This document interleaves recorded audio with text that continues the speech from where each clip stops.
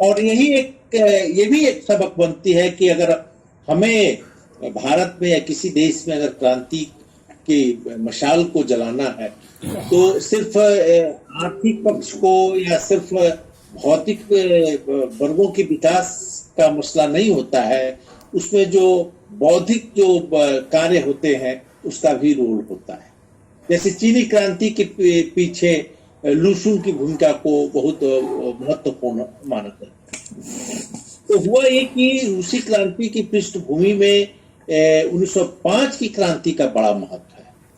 1905 की जो क्रांति असफल हुई उसी में 1917 की क्रांति की तैयारी छिपी हुई थी।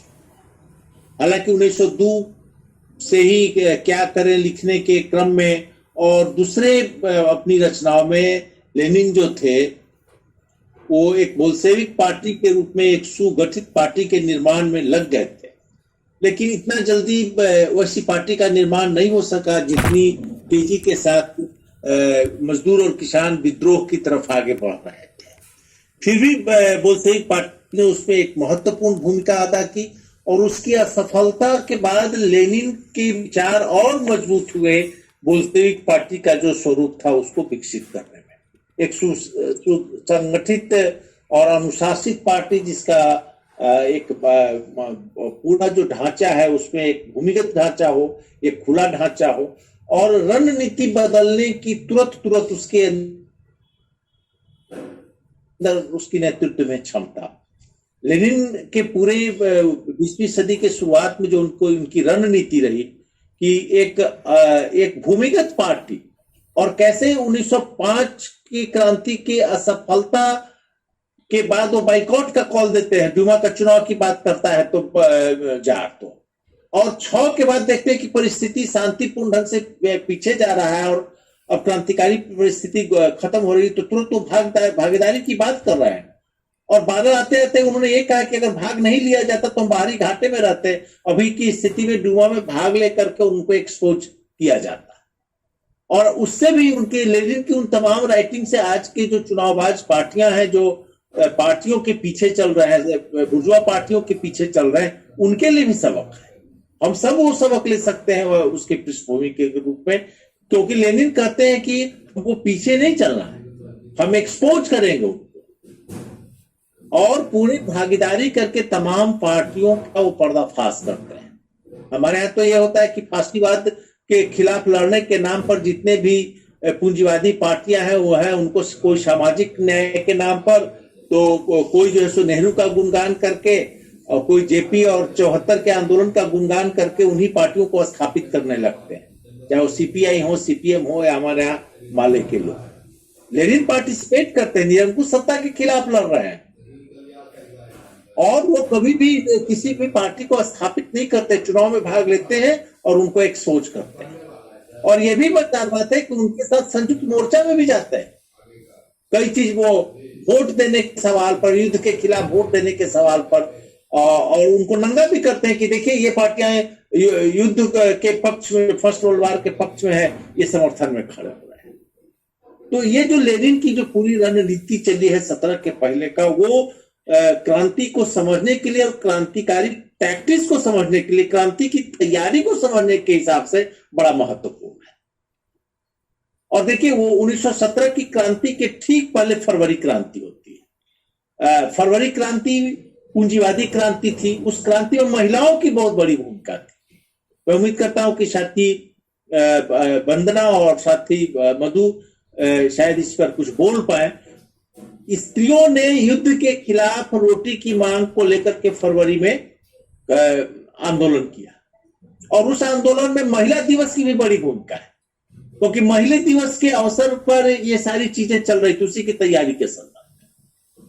और रोटी और युद्ध के खिलाफ, चूंकि युद्ध से सबसे ज्यादा परेशानी स्त्रियों को ही हो रहा था, लोग मारे जा रहे थे, उनके बेटे और हस्बैंड भाई मारे जा रहे थे और वो यहाँ पर अकेली रह रही थी, बच्चों को खिलाना उनके लिए मुश्किल हो रहा था। तो वो एक स्पॉन्टेनियस औरतों के का गुस्सा था जिसको बोल्शेविक पार्टी के महिला विंग ने उसको नेतृत्व दिया और उस नेतृत्व के साथ जो उभार आया वो फिर कभी रुका नहीं। तो क्रांति जो पूंजीवादी क्रांति में फरवरी में शुरू हुई और तुरंत जार को खत्म किया। बोल्शेविक लोग पीछे में थे, पृष्ठभूमि में थे, और उसका नेतृत्व पूंजीवादी पार्टियां कर रहे थे। मेंशेविक पार्टी तो का नेतृत्व नहीं था, उनकी भागीदारी थी, जैसे बोल्शेविक की भी भागीदारी थी। फर्क यही रहा कि बोल्शेविक लोग बाद में सत्ता लेने के लिए उन पूंजीवादी पार्टियों को चैलेंज किए या उनको नंगा किए, और मेंशेविक पार्टी उनको पीछे पीछे जाके सपोर्ट करते रहे। जो सत्यजीत ने कहा कि अभी पूंजीवाद को विकास का अवसर है, इसलिए अभी सत्ता लेने की हम बात नहीं करेंगे। और ठीक इसके विपरीत अप्रैल थीसिस लेनिन ने दिया, और उसमें एक स्वरूप रखा कि नहीं, अब जो है सो क्रांति असफल हो रही है, अब हम इंतजार नहीं कर सकते, अब हमको जनता का, मजदूर के अंदर काफी गुस्सा था। वो ऐसा नहीं था कि बोल्शेविकों ने कुछ ठेल करके क्रांति करवा दी। ये सत्ता में आने के बाद ये जो हमला कर रहे थे, दूसरे देश से दबाव बना रहे थे कि युद्ध में भाग लेना है, तो उसके लिए ये लोग समझौता कर लिए कि हाँ हम युद्ध में भाग लेंगे, और यहाँ अंदर से प्रेशर है कि युद्ध से बाहर आओ। तो नई सरकार जो पूंजीवादी सरकार है, जार की नीतियों को ही लागू करके वो उसको जारी रखना चाहा युद्ध को, तो यहाँ पर और आंदोलन भड़क गया, और फिर बोल्शेविक पार्टी ने युद्ध से बाहर आने का नारा दिया जम के। मेंशेविक भी इसमें पीछे हट गए, वो सब जो है सो पूंजीवादी सरकार का समर्थन करते रहे, तब जनता इनके पीछे आने लगी। नहीं तो उसके पहले बोल्शेविक पार्टी बहुत छोटी पार्टी थी, मेंशेविकों की संख्या ज्यादा थी, या सोवियत में भी बोल्शेविक अल्पमत माने कम संख्या इनकी थी। किसान में तो पूरा का पूरा वो बाकी दूसरे ही लोग थे। तो जुलाई के बाद जब ये तय किया, और उनके पार्टी के सम्मेलन में इस चीज को तय किया गया, और इसको जब पेश किया गया, देखिए दावेदारी का भी बड़ा महत्व होता है, नेतृत्व भी हिम्मत करता है, पार्टी को भी हिम्मत करता है। छोटी पार्टी ने ही हिम्मत किया कि नहीं हम सत्ता लेंगे और हम सत्ता चलाएंगे। कोई को विश्वास नहीं होता था, लेकिन लेनिन का यह आत्मविश्वास और मजदूरों पर, संगठन पर विश्वास था कि उन्होंने दावेदारी की। और दावेदारी के बाद ये हुआ कि जो जार का जनरल था, उसने पेट्रोग्राद पर उसने हमले की योजना बना दी, और जब उसने हमला जुलाई में किया तो पूंजीवादी सरकार छोड़ के भाग गई एक तरह से। तो पेट्रोग्राद की रक्षा उन लोगों ने किया, इनको लेकर के। राजधानी जो उसका था उस समय रूस का, शायद पेट्रोग्राद ही होगा, हाँ, वो कई नाम कंफ्यूज करता है पीटर्सबर्ग और पेट्रोग्राद में, लेकिन एक ही है। तो वहां पे मजदूरों ने और बोल्शेविकों ने शहर की रक्षा की, और वहीं से क्रांति का बैलेंस जो सब बोल्शेविकों के पास पक्ष में आ गया। और उस रूप में आप वहां पर गौर करके देखिए कि वहां से क्रांति का बागडोर लेने का दबाव भी बोल्शेविकों पर आ गया। तब फिर अच्छा देखिए, एक तरफ बोल्शेविक लड़ रहे हैं विदेशी हमलावरों से, जो जार के समर्थक जनरल को लेकर के किया था, और ये लोग बोल्शेविकों पर हमला कर रहे हैं जो पूंजीवादी सरकार है।